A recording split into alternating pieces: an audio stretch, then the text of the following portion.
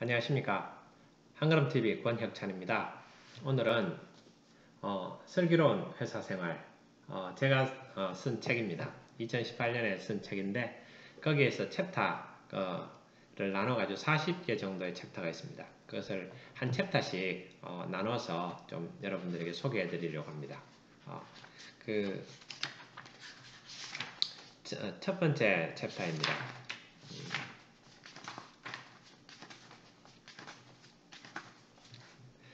바야흐로 격변의 시기다. 인류 역사는 변혁을 가져올 수 있는 기술의 변화가 곧 거대한 부의 재편을 낳는다는 사실을 보여왔다. 이 격변의 시기가 부의 재편을 낳는다. 이런 것들을 이제 인류 역사가 보여왔다는 겁니다. 이러한 시대에는 변화와 기술을 잘 활용하는 사람과 그렇지 못한 사람 간에는 커다란 격차가 발생하게 된다. 그런데도 아직 학교에서 배운 지식을 가지고 한평생을 보내겠다는 과거의 패러다임에서 빠져나오지 못하고 있지는 않은가? 제 스스로한테 질문을 던진 겁니다. 미래를 예측하는 것은 어렵지만 행동하기 위한 미래 예측은 의외로 쉬울 수 있다. 격변의 시대가 점점 가속화되고 있기 때문에 나는 평생 공부하겠다는 것은 시대의 흐름을 정의하고 행동을 결정하는 한 가지 대안이 될 수 있다. 빠른 변화의 속도에 따라가기 위해서 평생 공부해야 하는 시대이며 그 방법은 지금 이 순간에 집중해서 오늘보다 더 나은 내일을 추구하는 것이다. 미국 실리콘밸리의 구글, 아마존 같은 기업들도 영구적 베타, 여전히 오늘이 첫째 날의 자세로 그렇게 살고 있다. 예. 여러분들 제가 격변의 시기에 어떻게 해야 될까? 4차 산업혁명 이야기 들으면서 그런 어떤 고민들을 가지고 좀 해답을 찾아본 그런 책입니다. 저도 이제 이 책에 따라서 그럼 평생 공부해야 되겠다. 격변의 시기라는 것은 미래를 알 수 없다는 거죠. 그러면은 내가 평생 공부하면 되지 않겠느냐. 어떤 이런 부분들의 결론을 가지고 또 접근하게 되었습니다. 책을 쓰는 것도 평생 공부하는 거고 유튜브로 이렇게 여러분들 만나는 것도 평생 공부하는 겁니다. 공부의 방법에는 두 가지가 있습니다. 배우는 것과 가르치는 것입니다. 1970년대 월트 공 박사가 그 박사학위 논문을 썼는데 가르치는 것이 가장 잘 배우는 방법이다. 이런 부분이었습니다. 그래서 서로 나누면서 같이 배우는 겁니다. 이 과정을 통해서 저도 공부하고 여러분들에게도 작은 도움이 되셨으면 좋겠습니다. 제가 질문을 드리겠습니다. 여러 가지 책의 내용들 중에서 질문을 드립니다. 이런 질문들은 던져보고 여러분들이 외우셨다가 써먹으시면 됩니다. 1900년, 지금 2020년이니까 120년 전이죠. 1900년대에 미국에 농사를 짓는 사람, 농업에 종사하는 사람이 미국 전체 인구 중에 몇 %였겠습니까? 제가 5초를 드리겠습니다. 여러분 생각하셔서 각자 답을 만들어내시기 바랍니다. 0에서 100% 사이겠죠.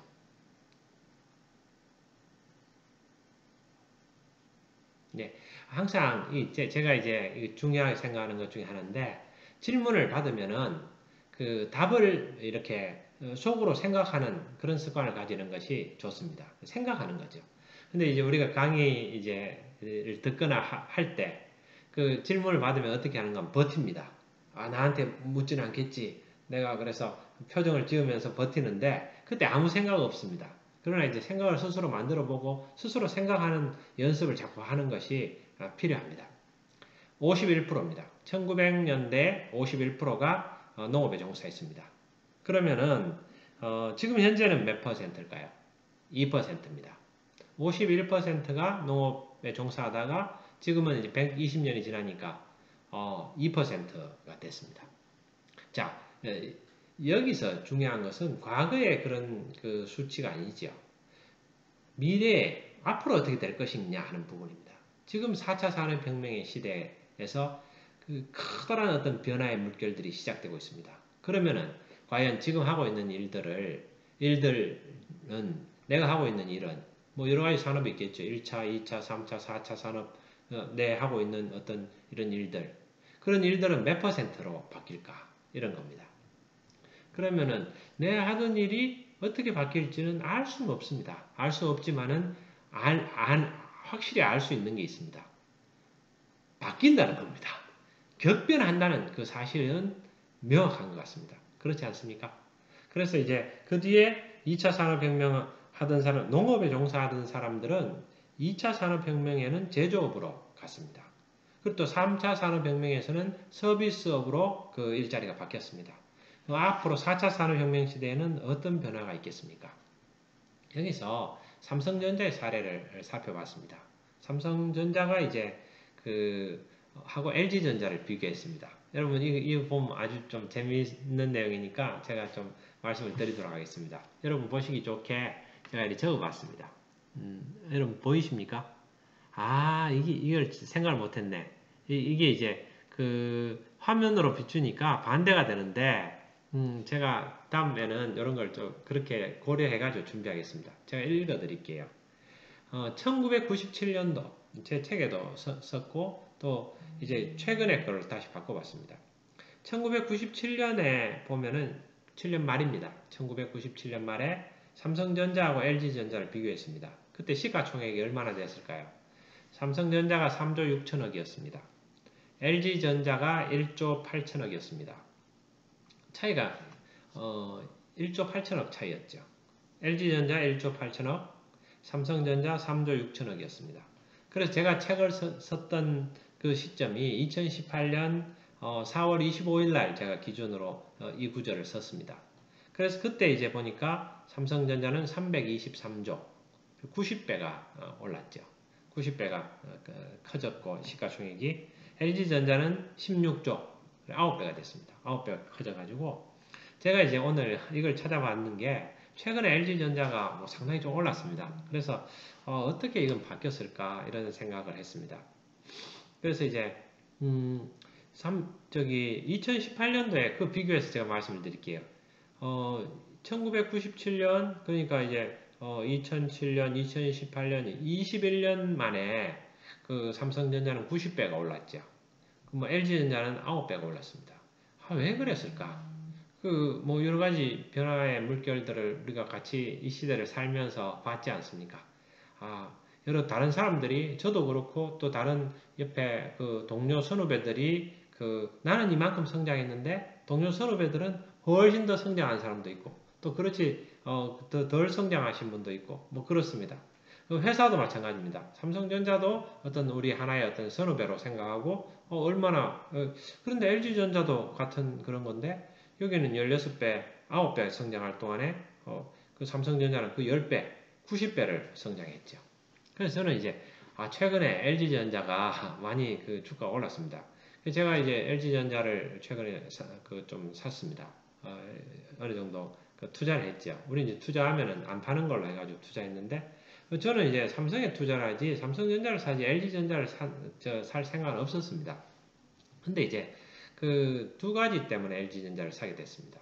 최근에 이제 LG전자가 뭐 가전에서 1등 했다 뭐 이런 이야기 나오고 오래 샀는데 또 다른 하나는 이제 그 텐인텐인가 그 10억 만들기 거기 이제 그 대표로 회장으로 계신 분이 그때 나오셔가지고 한번 말씀하시는 걸 들었습니다. 그분이 그런 이야기를 하더라고요. 자기가 LG전자를 계속 투자했는데 오랜 기간 그분이 이제 뭐 자기 이렇게 직장을 이제 그만두시고 경제적 자유를 누리시면서 이렇게 사시는데 그 중에서 이제 투자는 LG전자를 계속 가지고 있다는 겁니다. 이렇게 제가 말씀드렸듯이 21년 동안 LG전자가 안 좋았죠, 삼성보다는.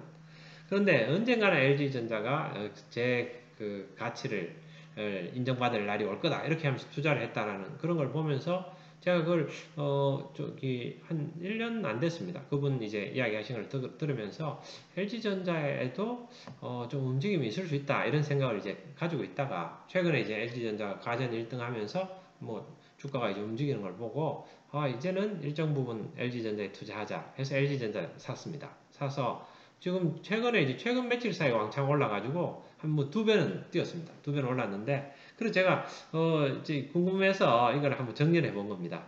그러면은 옛날에는 삼성전자하고 LG전자가 차이가 있었는데 최근 제가 책을 썼던 2018년 4월 25일하고 지금 이제 2020년 12월 29일이니까 한 2년이 지났으니까 그 사이에 그러면 LG전자가 더 많이 주가가 올랐겠다. 삼성은 2배는 안 올랐거든요. 그래서 제가 찾아보니까 삼성전자는 그 2018년에 323조에서 시가총액이 470조로 46% 올랐습니다. 46% 올랐는데 LG전자가 깜짝 놀랐습니다. 16조에서 그럼 32조는 넘어야 되는데 20조더라고요. 그래서 25% 올랐어요. 그래서 제가 잘못했나 싶어가지고 찾아보니까 그 이제 주가 그래프를 찾아보니까 그때 이제 제가 2018년에 봤을 때가 LG전자가 한 10만 5천 원 뭐 이렇게 했더라고요. 근데 이제 지금 12만 7천 원 뭐 이렇게 갑니다. 왔다 갔다 하지만은 결국 뭐냐면은 왕창 내렸더라고요. 이 코로나 닥치고 막 이러면서 2018년에 그때 우리나라 전체 다 좋았잖아요. 그랬다가 확 내려가지고 그래서 이제 내렸다가 최근에 다시 이제 회복돼가지고 회복돼 약간 올랐는 그런 25% 올랐더라고요. 그래서 좀 실망했는데 또 반면에 그러면은 LG전자가 지금 2배 올랐지만은 또 이게 시작 아니냐? 또 더 크게 오를 수도 있겠다. 뭐 이런 생각을 해봤었습니다. 그래서 삼성과 이제 LG 비교하면서 제가 책에도 쓰고 그 변화의 차이는 뭐였느냐? 저는 이제 두 회사의 변화의 차이를 이야기하면서 그때 이제 이건 회장 이야기도 했었습니다. 그게 이제 왜 차이 났느냐? 그것은 1990년대에 삼성에서 이건 회장이 했던 중요한 그 말이 있습니다. 그 인사이트죠. 저 사장단 회의에서 이렇게 이야기했습니다. 앞으로 5년, 10년 후가 어떻게 바뀔지 알 수는 없지만은 그걸 예상을 해가지고 대책을 내라. 5년, 10년 후에 어떻게 할 건지 이렇게 사장단 회의에서 지시를 했습니다. 그런데 이제 뭐 여러 사람들이 리포트를 했지만은 결국 이제 그 리포트를 다 받아본 이건희 회장은 이렇게 이야기했습니다. 뭐 다들 수고했다. 뭐 이렇게 해서 수고했습니다. 이런 리포트를 뭐 다들 고민해가지고 냈는데 결국 가장 중요한 것은 미래는 알 수 없다는 것이다. 5년, 10년 후에 우리가 예측을 했지만 어떻게 될지 모른다. 그러면서 이제 중요한 이야기를 했습니다. 5년, 10년 후에 어떻게 될지 모르니까 어떠한 환경이 닥치더라도 그 환경을 헤쳐나갈 그런 인재를 확보해야 된다. 인재가 중요하다. 사람이 중요하다. 그러한 인재를 찾아라. 거기에 우리가 집중하자. 그러면서 사장들이 해야 될 일은 인재를 찾는 일이다. 다른 일은 밑에 맡기더라도 인재를 확보하는데 그 일에는 사장들이 직접 나서달라. 뭐 이런 주문을 했습니다. 그래서 뭐 저도 삼성에 있을 때 많이 들었던 이야기고 제가 인사 쪽에 있었으니까 더 크게 그렇게 공감하면서 생각했던 겁니다. 그러면은 이런 시대의 어떤 격변의 시대에 어떻게 해야 될 것인가? 바꿔서 생각하면 기업은 뭐 인재를 찾으면 되지만 개인은 어떻게 할 거냐? 개인은 뭐 여러 가지 있겠지만 내 자신이 인재가 돼야 된다. 이런 겁니다. 안창호 선생님이 이렇게 이야기했었잖아요. 제가 존경하는 안창호 선생님이 우리나라에 인재가 없다고 한탄하는 여러분이 왜 인재가 되려고 노력하지 않느냐? 여러분이 인재가 되셔야 된다. 그래야 우리나라가 앞으로 잘 될 수 있다. 뭐 이렇게 이제 이야기를 했습니다. 그 말을 들으면서 내가 인재가 돼야 되겠다. 그런 생각을 많이 했었죠. 그래서 그런 노력들을 많이 했습니다. 생각들을 하고. 그러면은 인재가 되기 위해서 격변의 시기인데 그럼 계속 공부를 하자. 계속 끈을 놓지 말고 공부를 하자. 공부에는 두 가지가 있죠. 예, 바뀌지 않는 거, 변하지 않는 거에 대한 공부. 그게 속 사람에 대한 공부일 수도 있겠죠. 내가 변하지 않는 가치들, 인문학, 그리고 이제 종교, 이런 믿음, 신앙 이런 것들은 계속해서 가져가는 거죠. 격변의 시대일수록 바뀌지 않는 것, 변하지 않는 것에 대해서는 우리가 더욱 소중하게 그것을 추구를 해야 됩니다. 그리고 나서 이제 그 다음에는 또 변화를 따라가는 겁니다. 트렌드를 따라가는 것. 그 두 가지를 하는 겁니다. 두 가지를 하는 것들, 그거에 대한 이야기들입니다. 그런데 그런 것들을 이것을 정리를 해야 됩니다. 검증을 해야 되고 그리고 누구나 따라할 수 있도록 그렇게 해야 되죠. 그래서 저는 이제 그런 것들 검증 또 누구나 할 수 있는 것 그렇게 해서 책을 썼고 또 지금도 그렇게 하고 있습니다. 근데 제가 책을 썼는 것은 이 책의 가장 큰 독자는 가장 이 책의 혜택을 받은 사람은 누구일까요? 맞습니다. 바로 저입니다. 제가 이렇게 정리해서 쓰고 이 과거의 것은 과거는 지나갑니다. 그걸 가지고 고민한다고 해서 변하지 않습니다. 과거에서 교훈을 얻어서 그리고 미래에 대한 계획을 세워서 현재를 살아가는 것입니다. 그렇기 때문에 지혜를 얻는 겁니다. 과거에서 지혜를 얻는 거. 그래서 큰 행동 원칙, 행동할 원칙을 몇 가지를 만들었습니다. 저는 크게 세 가지를 나눠서 만들었고 그것을 실천을 하면은 그게 그 슬기로운 회사 생활이고 슬기로운 사회생활이고 슬기로운 인생이 될 것이다. 그래서 이제 생각을 하고 저도 그것을 이제 실천하고 있습니다. 정리가 됐다는 자체가 참 큰 도움이 됐고 그 다음에 그 정리를 실천하면서 또 많이 배웠습니다. 예. 그래서 진도를 좀 나가도록 하겠습니다. 그래서 그러한 이야기들을 좀 섞고 그 다음에 이제 이런 이야기입니다. 시대가 이제 격변하는데 그 두려움이 몰려오는 겁니다. 4차 산업혁명 막 직업이 없어지고 농사 짓던 사람 51%가 지금 2% 됐는데 그럼 49%는 새로운 변화가 일어나는데 지금도 디지털 트랜스포메이션 뭐 그런 이야기 많지 않습니까? DT 왜 디지털로 트랜스포메이션 해야 된다는 거죠. 그래서 그렇게 해야 지금 저기 코로나 시대가 되니까 오프라인 매장들이 전부 다 문을 닫잖아요. 그리고 나라에서도 문 닫아라. 왜? 코로나가 그것 때문에 번진다. 그래서 다 닫아버리는 거예요. 그래서 새로운 또 대책들이 나와야 되는데 그러면은 디지털 트랜스포메이션이 가속화되는 거죠. 변화가 됩니다. 변하기 싫어도 또 변해야 됩니다. 그런데 이제 그 막연한 두려움이 닥쳤는데 하나를 깨달은 게 있습니다. AI, 로봇 등 4차 산업 영향으로 일자리 감소가 우려된다. 그러니까 암울하다, 힘들다, 뭐 그런 감정들을 많이 접할 수 있었습니다. 근데 이제 문득 이런 생각을 했습니다. 내 어릴 때 기억이 떠올랐어요. 요코야마 미츠테루 원작의 그 만화책이 있습니다. 여러분 아시는 분도 계시겠죠. 바벨 2세입니다. 바벨 2세라는 그런 만화책, 어릴 때 제가 좋아하던 만화인데 그 바벨 2세 보면 이런 게 나옵니다.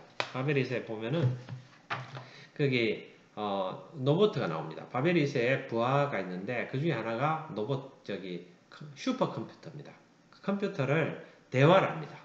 이렇게 대화하면서 컴퓨터하고 바벨 2세가 이제 컴퓨터하고 대화하면서 문제를 해결하는 이런 것들이 나옵니다.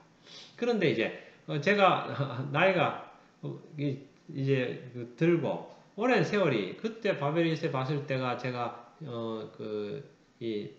10살이 안 됐을 때, 10살, 10대 때라고 보면은 지금 한 40년, 45년, 50년 세월이 흘렀습니다. 그러나 아직 이제 그 만화에서 봤던 그런 컴퓨터들은 나오긴 나왔지만은 상용화 되진 않았죠. 지금 이제 그런 것들이 나오기 시작합니다. 그래서 근데 그게 이제 그런 것들이 이제 AI가 되고 뭐 그런 부분들이죠. 근데 제가 꿈꾸던 거였거든요. 제가 회사 들어가니까 컴퓨터를 다 NEC 컴퓨터, SPC 컴퓨터 그때 나오고 이제 그럴 때였는데 컴퓨터 막 작업하다가 이게 그냥 바벨 2세 생각 많이 했거든요. 바벨 2세 그 부하처럼 그냥 말하면은 그게 딱 자료가 되고 그런 거면 좋겠다 이렇게 제가 그렇게 꿈꿨다고요. 그래 꿈꿨는데 지금 이제 꿈꾸고 바랬던 미래가 왔어요. 왔는데 난 두려워하는 거예요. 그거를. 왜 두려워하느냐? 그걸 보니까 이 세상에 살다 보면은 그런 것들이 기대하던 것들이 현실이 됐는데 꿈이 이루어졌는데 우리 마음에는 큰 두려움이 있는 거예요. 두려워할 필요 없다는 거죠. 여기서 그래서 두려움이 많이 좀 사라지고 또 새로운 내 꿈이 이루어졌구나. 가슴 설레는 이런 부분이 생겼습니다. 카이스트 이민아 교수가 이렇게 말했습니다. 제가 같이 한번 읽어드리겠습니다. 여러분. 위기감의 근원은 일자리에 대한 착각에서 기인하고 있다. 착각이라는 거죠. 두려움은. 결론적으로 인간의 욕망이 확대되는 한 일자리는 줄지 않는다. 일자리의 원천은 기술이 아니라 인간의 욕망에 있다. 맞는 이야기죠. 4차 산업혁명에서 일자리 소멸을 우려하는 것은 공급 측면에서 일자리를 이해하려는 고정관념 때문이다. 경제는 공급과 소비 양축으로 구성된다. 일자리 총량 불변의 법칙은 인간의 욕구가 유한하다라는 가정에서만 유효하다. 인간의 미충족된 소비 욕구가 있으면 새로운 일자리가 계속 더 만들어질 것이다. 이런 이야기입니다. 생산이 많아져가지고 생산이 자동화, 스마트 팩토리 생기고 하면은 많이 자동화 되잖아요. 착착착착착착. 그러니까 사람이 없습니다. 제가 이제 작년입니까? 재작년입니까? 1, 2년 전에, 1년 전에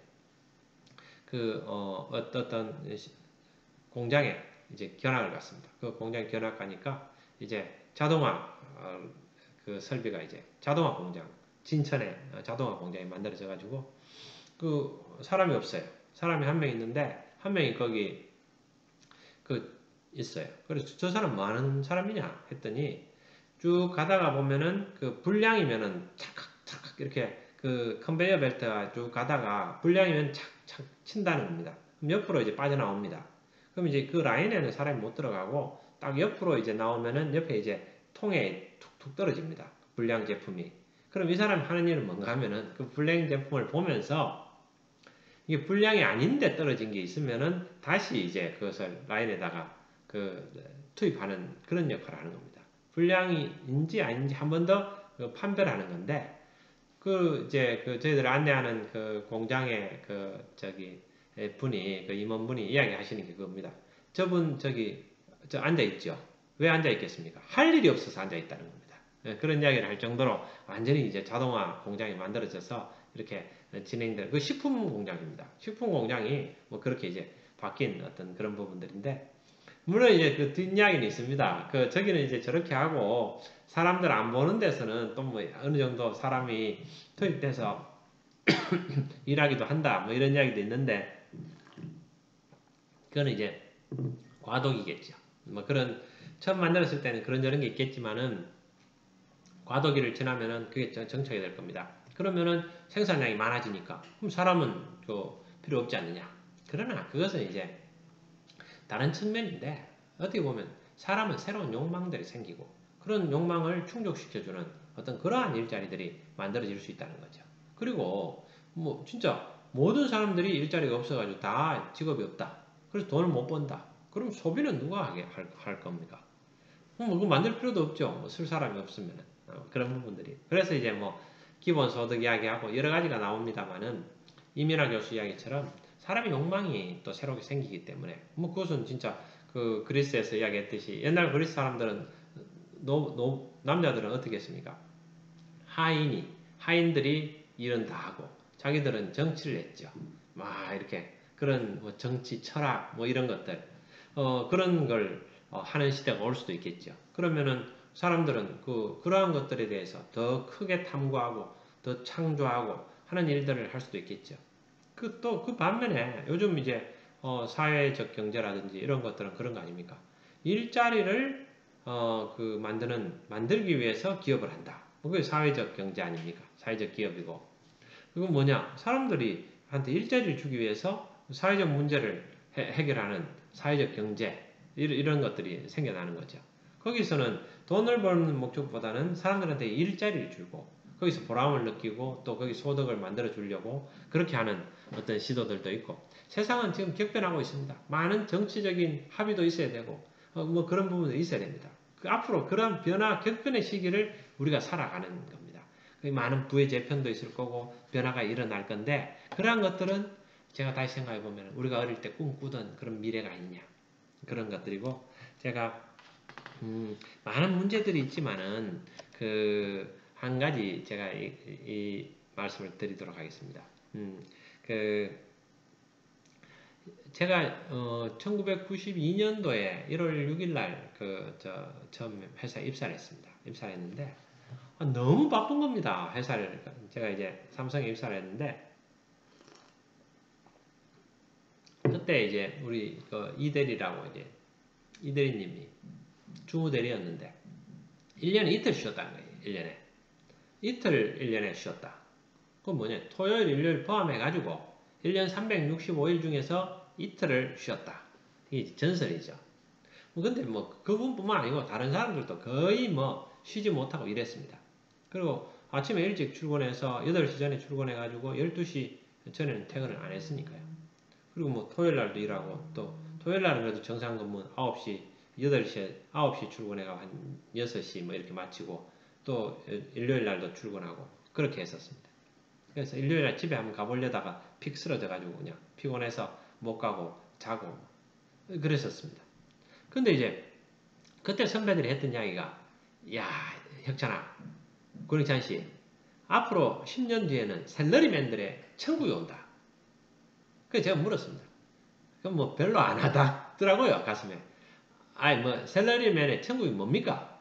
그렇게 물었더니 선배가 주 5일제가 된다는 거예요. 그럼 우리가 같이 듣던 사람들이 다 웃어버렸어요. 왜 웃었냐? 1년에 365일에 이 이틀을 쉬는 지금 현재 상황에서 주 5일제가 무슨 말이냐? 그런 날이 절대 안 온다. 절대 그런 일은 있을 수 없다. 그렇게 생각했었어요. 이야기하던 선배도 그렇고 그 이야기를 듣던 우리도 주 5일제가 온다고 생각을 안 했습니다. 그런데 어떻게 됐습니까? 주 5일제가 왔죠. 주 5일제가 왔지 않습니까? 그 얼마 후에 7사제 생기고 그래서 7시 출근해서 4시 다 퇴근하라 그래서 막 퇴근하고 막 난리가 나가지고 뭐 여러 가지 일들이 있었습니다. 격변의 시기를 살았죠. 근데 결과적으로 주 5일제가 왔습니다. 그건 제가 깜짝 놀라는 게 한 번씩 생각하면은 옛날 선배들 이야기하던 샐러리맨의 천국이 왔어요. 근데 아무도 천국이라고 생각 안 합니다. 누가 천국이라고 생각합니까, 지금? 자, 여기 제가 그 중국 알리바바의 그 창립자 마윈이 한 이야기를 말씀드릴게요. 마윈 회장이 이렇게 이야기했습니다. 저희 할아버지는 하루에 16시간 일했습니다. 정말 바쁘다고 말씀하셨죠. 우리는 하루 8시간 일합니다. 정말 바쁘다고 이야기를 합니다. 우리 자녀들은 하루에 3시간에서 4시간 일할 겁니다. 그래서 정말 바쁘다고 이야기할 겁니다. 그렇게 이제 마인 회장이 이야기했습니다. 뭐 인사이트가 있는 이야기죠. 그럴 수 있을 겁니다. 16시간 일했고 지금은 이제 우리는 8시간 더 하죠. 그렇지만은 8시간 이제 정착이 되고 있습니다. 주 52시간 뭐 이렇게 하니까 거의 8시간이죠. 8시간, 9시간 일하고 있습니다. 앞으로는 3시간, 4시간 일하는 날이 올 수도 있습니다. 재택근무 이렇게 할 줄은 누가 알았습니까? 그리고 지금 많은 사람들이 재택근무하고 있지 않습니까? 시대가 격변하고 있습니다. 격변하고 있고 샐러리맨들의 천국이 왔을 수도 있습니다. 근데 아무도 왔다고 생각하지 않죠. 격변하는 이 시대입니다. 앞으로 이제 오는 시대가 샐러리맨의 천국이 될지 아니면 우리 지옥이 될지 그것은 알 수 없습니다. 그러나 하나 명확한 것은 있습니다. 미래는 만드는 사람들에 의해서 결정됩니다. 문제가 있는 곳에 그 해답이 있습니다. 그 해답은 사람이 가지고 있습니다. 우리가 만드는 것입니다. 우리가 만드는 그 세상이 많은 사람들이 거기에 우리와 우리 자녀들이 살아갈 겁니다. 그래서 막연히 걱정만 하면은 아무것도 바뀌지 않습니다. 결단하고 격변의 시기에 매일 공부해야 되겠다. 나는 과거에 대학에서 다니다가 고등학교 때 배웠던 걸 가지고 한평생 써먹던 시대에서 이제 앞으로는 우리가 계속해서 공부하는 그런 시대가 왔다. 자, 제가 공부에 대해서 한 가지만 말씀드리고 마무리하겠습니다.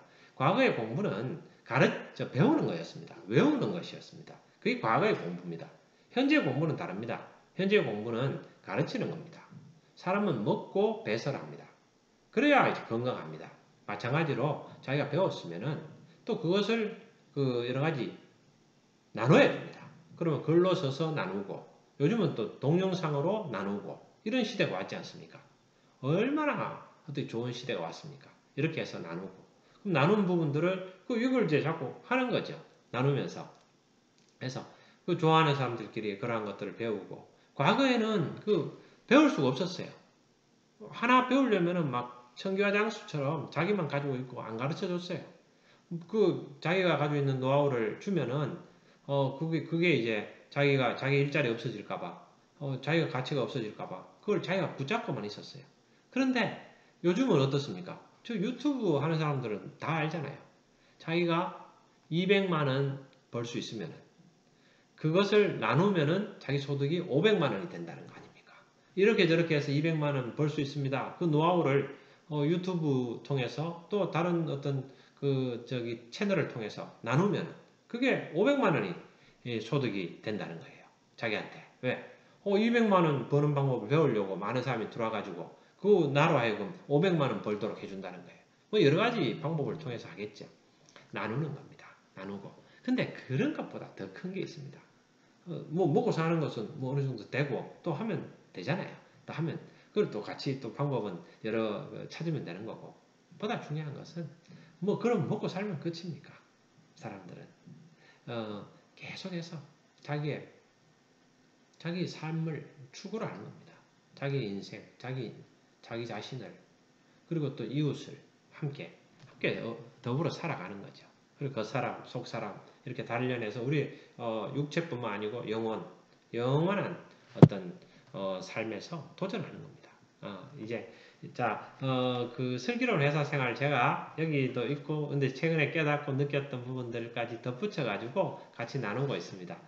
그래서 오늘은 지난번에 이제 그 즉시 반드시 될 때까지 한다. 그게 이제 한 편이고 오늘 나눈 게 다시 두 번째입니다. 이제 이런 것들을 한 40개 정도로 나누도록 하겠습니다. 그래서 제가 새롭게 깨달은 부분들도 업데이트 해가지고 그런 부분들을 함께 나누겠습니다. 감사합니다.